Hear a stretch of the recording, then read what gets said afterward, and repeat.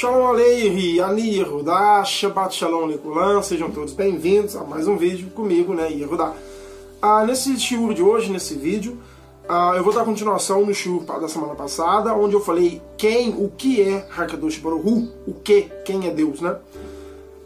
Como eu disse no vídeo passado, e eu vou dar apenas uma relembrada bem rapidinha, no mundo cristão e em algumas outras religiões, acredita-se que Deus é uma pessoa, um homem, ou um ser, e ele está em um ponto fixo, está sentado no céu em um trono, e lá ele está julgando tudo. Mas o Eterno, ele não tem um corpo físico, ele não tem olhos, ele não tem cabelo, ele não tem braço, boca, perna, ele é tudo. Tudo é ele. Nada existe fora de Hakadosh Baruch Hu, tudo subsiste nele. Nele está todas as coisas. Como ele disse no profeta Yeshayahu, nenhum Deus se formou antes de mim, nem se formará depois de mim, porque ele é tudo. Tudo é ele, nada está fora dele. Não há espaço para ninguém, não há espaço para nada. Por isso não há divindade. E ele não teve a ajuda de ninguém, ele criou tudo sozinho, através da sua palavra. Mas isso não quer dizer, eu já vi muitas pessoas dizendo que o Eterno não pode ter uma forma. Isso é querer limitá-lo. Se eu digo que ele não pode fazer algo, eu estou limitando ele. Ele pode tudo, ele não há limites. Então ele pode, mas ele não é. Se ele quiser aparecer como um homem, ele pode. Se ele quiser aparecer como uma mulher, ele pode, porque ele pode tudo. Ele é onipotente. O onipotente pode tudo. Não há limitações para ele. O que ele quiser, ele pode. Temos algumas referências no livro de Bereshit, conhecido como Gênesis, para quem traduz, aonde Abraão viu o Eterno. Mas ele não viu Deus. Ali é um antropoformismo, quando o Eterno assume formas humanas para se manifestar. Não quer dizer que ele seja um homem ou seja um anjo, ele usou aquela forma para se manifestar. Assim também o Criador fala através da boca de anjos, através da boca de profetas, assim como ele falou através de vários profetas. Isaías, Yeshayahu, Elias, Moisés, Josué, muitos outros, muitos profetas, Amós. O Eterno sempre falou através de seus profetas em primeira pessoa. Jeremias, todos disseram, assim diz o Senhor. Então eles diziam abertamente, como o profeta Yeshayahu disse, né? Eu espalho o céu e a terra, eu formei o homem, ele. E não era Isaías, não era Yeshayahu, era o Eterno, falando através da boca dele. Então o Eterno fala através da boca de seus profetas, mas ele pode assumir uma forma, mas ele não tem uma forma. Ele pode, porque ele não é limitado. Nesse vídeo hoje nós vamos falar sobre um assunto muito importante. Eu teria muitas passagens que eu poderia usar aqui, mas eu vou usar poucas, porque apenas para que vocês que me seguem, que estão estudando as Escrituras e que estão tentando sair da idolatria, há um conceito no meio cristão e no meio do judaísmo messiânico e nazareno. Eu não quero entrar nesses detalhes. Não é toda a vertente, mas uma grande parte acredita que Yeshua, ou no cristianismo Jesus, é um filho de Deus gerado pelo próprio Pai. Gerado. Mas para o Eterno gerar, ele precisava ter um útero. Ele precisava ter um corpo. E o Eterno não tem corpo, ele não gera, ele cria. O Eterno fez tudo através da sua palavra. A gente vai ver em Bereshit. E disse Deus, haja luz, e houve luz. E disse Deus, haja separação entre a luz e a escuridão. E houve separação. E disse Deus, e haja plantas. Então Deus disse tudo. A única coisa que ele não disse, ele fez. Ele fez o homem do barro, né? E soprou nele o Nesh, a vida. Mas o Eterno, ele não tem corpo, ele não gera. Essa ideia do Eterno gerar, isso é um conceito helênico. Isso é uma coisa grega. Esse conceito veio no helenismo, quando os gregos dominaram Israel, e aí a gente vem ali o dedo de Roma, fazendo um belo trabalho, levando a milhões e milhões para o inferno, com idolatria, avosadará, e muitas outras coisas. Então o Eterno, ele não gera, ele cria, ele fala e acontece.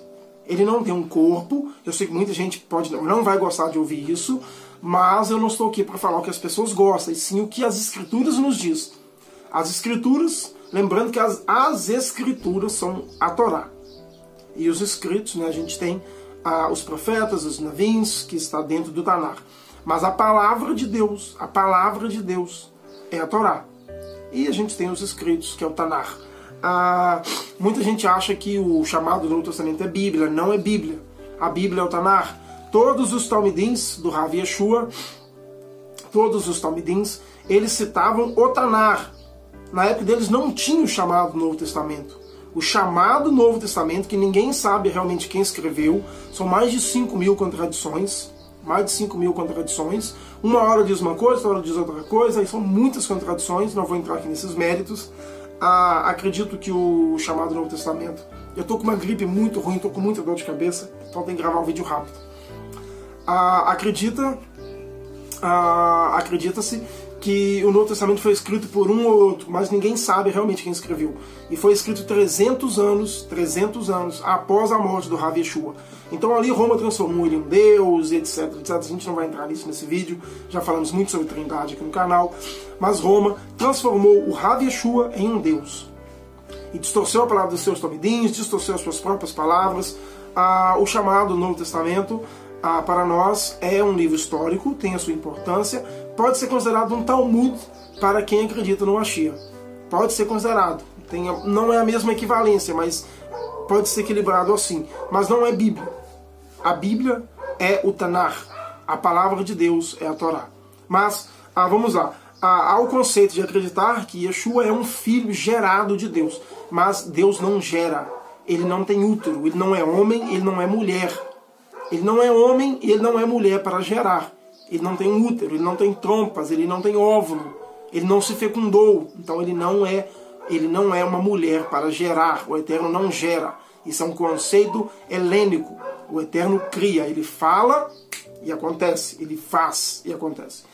Eu vou usar algumas passagens aqui para vocês verem como tudo se contradiz. No chamado Novo Testamento, diz assim: e amou Deus o mundo de tal maneira que deu seu Filho unigênito. Unigênito, único, o único Filho que ele tem. Para que todo aquele que nele crê não pereça, mas tenha vida eterna. Olha uma contradição. Vai dizer: e amou Deus o mundo de tal maneira que deu seu Filho unigênito, o único Filho que ele tem, para que todo aquele que nele crê morra. Mas a gente vai ver lá em Bereshit, em Gênesis, capítulo 6, 2, vai dizer assim: e viu os filhos de Deus, as filhas dos homens, e eram formosas, e a tomou para si. A gente vai ver lá em Gênesis que Deus tem filhos, plural, olha só. E viu os filhos de Deus, as filhas dos homens. Muitos dizem que esses filhos dos deuses, do filho de Deus ali, eram homens justos. Não, há uma diferença. Os filhos de Deus. Por que aqui está dizendo filho de Deus no plural? Porque o Eterno considera os seus anjos, seus filhos, assim como o primeiro ser humano a ser filho de Deus, ali é os anjos. O filho de Deus, ser humano, a gente vai ver que é Israel. A gente vai ver em Êxodo, Shemot, né, Êxodo no português, 4:22. Shemot, Êxodo 4:22. Então dirás a Faraó, aqui o Eterno dizendo, Hakadosh Baruch Hu, dizendo ao profeta Moshe, 4:22. Então dirás a Faraó, assim diz Iderriva Virri, Israel é meu primogênito. Israel é meu primogênito. Como pode o Eterno dizer lá na frente, deu meu filho único, o único filho dele, para morrer, sendo que ele já tinha um primogênito, que era Israel. Israel é o primeiro. Primogênito, para quem sabe o que é primogenitura, primogênito é o primeiro filho. Se você tem 10 filhos, o primeiro filho seu é o primogênito. Isso. Ele pode morrer, não vai deixar de ser, ele será o primogênito. Ninguém pode substituir o primogênito. O primogênito que nasceu primeiro. Então a gente vê lá que os filhos de Deus, os anjos, que é os que deram origem aos Néfilis, né, lá em Bereshit, a gente vai ver isso muito claro no livro de Enoque, que eram chamados de filhos de Deus, e eram anjos. Mas o ser humano, primeiro a ser chamado de filho de Deus, foi Israel, o patriarca Yaakov, em Êxodo 4:22. Então assim dirás a Faraó, assim diz Adonai, Israel é meu primogênito. A gente vê também, eu vou ter que encerrar o vídeo, eu tinha mais passagens, mas eu não estou bem, eu vou ter que encerrar o vídeo. A gente sabe que Davi foi chamado de filho de Deus. O Melech Davi, o rei Davi, também era chamado de filho de Deus, e essa promessa passou a seu filho Salomão. E a gente vai ver aqui em 1 Crônicas, abram aí a Bíblia de vocês em 1 Crônicas, 28:6. 1 Crônica 28:6. E me disse, teu filho Salomão, ele edificará a minha casa. Um minutinho, pessoal. Bom, retomando aqui, passou um caminhão de sardinha e tive que pausar o vídeo. Vamos continuar. 1 Crônicas 28:6. E me disse, teu filho Salomão, ele edificará a minha casa e os meus atos, por qual escolhi para filho, e eu lhe serei por pai. Olha só, Salomão, também assim como Davi, foi escolhido por Deus como filho, e eu até seria pai dele, olha só. E me disse, teu filho Salomão, ele edificará a minha casa e os meus atos, o qual eu, o Eterno dizendo, escolhi para filho, e eu lhe serei para pai. Então a gente vê aqui que esse conceito de filho de Deus é um conceito que está lá desde o Tanar, está lá em Bereshit, está em Êxodo, está em 1 Crônicas, e o Eterno disse outras vezes por outros profetas que Israel era seu primogênito. Agora eu te pergunto, chega lá na base disso, o Eterno teve a Israel o primeiro filho, Davi filho, Salomão filho, e chega uma pessoa que é o primogênito, sabe, vocês não acham que teve um dedinho de alguém aí? Nós somos filhos de Deus também. Somos filhos de Hakadosh Baruch Hu. O que o Rav Yeshua nos ensinou de oração? Pai nosso, que estás no céu. Pai de quem? Nosso, meu, seu. Pai nosso, que estás no céu, no Shammai. Santificado seja seu nome. Então aí continua. Então nós também somos filhos de Deus. Mas não quer dizer que ele não nos gerou. Nós somos criatura, não somos gerados. Até não tem útero de nos gerar. Bom, então dando continuidade ao nosso vídeo, já vamos terminar o vídeo. Como eu disse, esse conceito de filho de Deus é um conceito helênico do jeito que ele é tratado no chamado Novo Testamento de gerado. Nós vamos ter vários casos na cultura grega, onde Zeus descia sob uma humana e essa humana tinha um filho. E esse filho era um semideus. Alguma semelhança? O problema do cristianismo e de todas as religiões que seguem esse pensamento é o seguinte: eles leem o chamado Novo Testamento e esquecem que a Bíblia é o Tanar. Lembrando que esse vídeo não tem o intuito de querer diminuir a pessoa de Yeshua ou querer tirar os seus méritos, e sim ajudar a você a pensar um pouquinho fora da caixinha. Muitas pessoas dizem, não, mas ele é Deus, ele é filho de Deus, é diferente. Não, esse conceito de filho de Deus, eu vou explicar agora. Então quer dizer que Yeshua não é filho de Deus? Sim, ele é filho de Deus. Mas é um filho de Deus adotivo, assim como eu, assim como você. E como é que nos tornamos filhos de Deus? Cumprindo os seus mitzvot, cumprindo os seus mandamentos. E Yeshua foi um tzadik, um justo. Por isso ele foi chamado de filho de Deus. A gente viu que Salomão foi chamado de filho de Deus, e Deus seria para ele um pai. Davi também foi chamado filho de Deus. Os anjos foram chamados filhos de Deus. Israel é o primogênito, então Israel é o primeiro. No começo do vídeo eu disse, né, como poderia Deus amou o mundo de tal maneira que deu seu filho unigênito. Unigênito, único. E Israel é o primogênito. A gente tem uma contradição. Um é unigênito e o outro é primogênito. Como pode ser o unigênito não ser o primogênito? Se você tem um único filho, ele é unigênito e primogênito. Mas se você tem dois, não tem como ser unigênito e primogênito. Então a gente tem uma contradição aí, onde fica claro, mexida a dedos romanos, né? Então o conceito ali de filho de Deus, em Yeshua, é de adoção, considerado, não de gerado. O Eterno não é mulher para que gere, ele não tem útero, ele não gera, ele cria, tudo é criatura.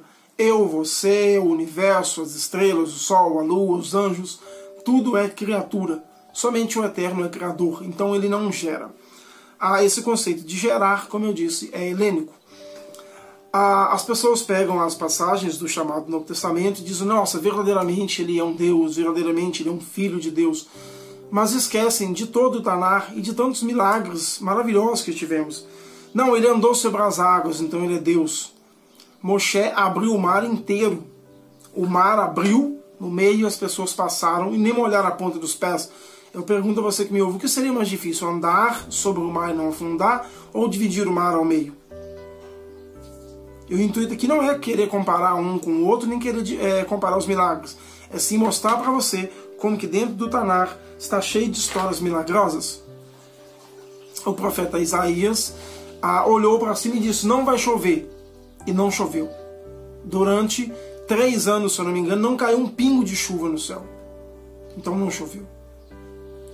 Quer ver? Vamos pegar outros exemplos aqui grandiosos de pessoas que não eram deuses, semideuses, eram pessoas.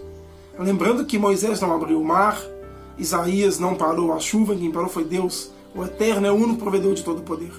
E o próprio Rav Yeshua disse: o que faço, não faço por mim, pois o Eterno faz através de mim. Então, o Eterno faz através de Moisés, através de Elias, Isaías, Jeremias, Amós, todos os profetas, todos eram o Eterno através deles. Todo o poder vem de Hakadosh Baruch Hu. Então Isaías diz que não choveu, não choveu. A gente tem o caso do profeta... Agora eu perdi o nome, mas vou deixar aí para vocês aí. A passagem aí, onde o menino morreu, e ele foi lá e deitou sobre o menino reviveu. O menino estava morto, e o menino voltou à vida. Então temos caso de ressurreição, sim, no Tanar temos caso de ressurreição. Temos o caso da mulher que não tinha nada dentro de casa, chega lá o profeta, e ele manda ela fazer para ele um pão, e ela falou: não tem nada, o que eu tenho só é para mim, meu filho, e só dá para hoje, amanhã eu nem sei o que nós vamos comer. Ele falou: não temos, faça o que eu estou te mandando fazer.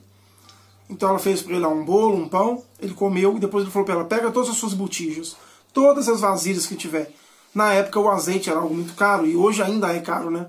Mas o azeite era algo muito valioso. E ele mandou ela virar o azeite no pote, ela foi virando, e os potes não acabavam, foi enchendo e enchendo, até onde ela não tinha onde pôr. E só parou de cair o azeite quando não tinha mais onde pôr o azeite. Então a gente vê muitos milagres. E eles não eram deuses, semideuses, filhos de Deus, gerado pelo Eterno. O Eterno não gera. Isso tem que ficar muito claro. Temos o caso muito marcante, muito grande, onde o profeta Josué parou o sol e a lua. Eu pergunto agora, o que é mais difícil? Andar sobre as águas, multiplicar os pães, abrir o mar ao meio, ressuscitar alguém ou parar o sol e a lua? Fazer o sol e a lua parar. Sabemos que quem se movimenta são os astros, mas vamos supor que você acredita que a Terra é uma bola e que a Terra gira, então ele parou a Terra. O que seria mais difícil? É claro que o Eterno parou através dele, mas ele não pediu, ele mandou: sol e lua pare. E o sol e a lua parou. Então nós temos muitos casos milagrosos, enormes, grandiosos dentro do Tanar. E eles não eram deuses, semideuses. Então o Eterno ele não gera, ele não tem útero para gerar. Esse conceito de gerar, através de gerar, é um conceito romano, grego, né? Grego. Veja como é coincidência. No grego, o Zeus, descia sobre as mulheres, elas engravidavam. E assim todos os deuses, Morfeu, toda a mitologia grega, que agora não vou lembrar o nome deles, Poseidon, e todos eles desciam sobre as mulheres e elas tinham filhos. Qual é a coincidência? De um anjo chega até Maria e ela fica grávida do Espírito Santo. Então o filho não é de José, ou seja, ele era um bastardo, porque não era filho de José, ele era um filho fora do casamento. Todas as promessas de Mashiach são de descendente de Davi. Tanto que Yeshua era chamado de filho de Davi. Como que ele pode ser filho de Davi se não é filho de José, o marido de Miriam, Yosef? Porque Miriam não era da tribo de Yehudá, e mesmo que ela fosse, a tribo não passa pela mãe, passa pelo pai. Então, para ele ser um Yehud, da tribo de Yehudá, filho de Davi, ele tinha que ser filho de José, que José, sim, Yosef, era filho de Davi, da casa de Davi. Todas as referências são de um homem, de um profeta. A primeira referência clara que nós temos é quando o profeta Moshe diz: eis que o Eterno, está em Devarim 18:18, Devarim, Deuteronômio, eis que o Eterno suscitará entre vós um profeta semelhante a mim, a Moshe. O Eterno não disse: eu, Eterno, levantarei um Deus semelhante a mim, um filho meu, um Deus menor, um Deus maior. Não, ele diz, o Moisés diz: eis que o Eterno suscitará entre vós um profeta semelhante a mim, semelhante a Moisés, a Moshe, não semelhante a Hakadosh Baruch Hu. Então esse conceito de um filho gerado, de um útero, ou de outras formas que ninguém nem vai saber explicar, é um conceito helênico, é um conceito grego. Isso não está dentro do Tanar, isso não está em lugar algum. Isso é uma passagem claramente, uma adulteração romana. Então, quando você diz: verdadeiramente ele era filho de Deus, isso você não sabe nem o que você está dizendo. Porque Davi era filho de Deus, Salomão era filho de Deus, Israel é filho de Deus. Nós somos filhos de Deus, como ele mesmo ensinou. Pai nosso que estás no céu. Pai nosso. Então nós somos filhos de Deus. E para ser filho de Deus é preciso guardar os mandamentos. Não comer comidas imundas, não adorar outros deuses, não cometer idolatria, guardar o Shabat. Eu vou encerrar o vídeo. Tem uma pessoa que disse que acompanha os vídeos, então deixo para ela um abraço. Mas ela me disse que ela crê que Jesus é filho de Deus, isso não está em negociação. Primeiro, eu não negocio fé. Quem negocia fé não é aqui, é em outros lugares, a gente sabe muito bem onde é. Eu estou aqui para passar a verdade. Pelo menos eu acredito nela. Quem quiser acredita, acredita. Quem quiser segue, segue. Quem não quiser, não segue. Mas eu não estou aqui para negociar, eu não estou vendendo os meus estudos. Eu não estou, você me dá tanto e eu vou te dar tanto. Não, aqui não é comércio. Querem ficar na idolatria? Fiquem. Querem ficar cometendo as Zevodaras Ará? Continue. O meu intuito aqui é mostrar a verdade. Abaixo, dentro das escrituras, com base não em achismos e não em conceitos romanos helênicos. Esse conceito que Deus gera não está dentro do Tanar, não está dentro da Torá. Isso é um conceito helênico. Isso é para cometer idolatria. O Eterno não tem útero, ele não gera. Espero que o vídeo tenha dado para entender. Fiquem todos na Shalom, um excelente Shabbat a todos.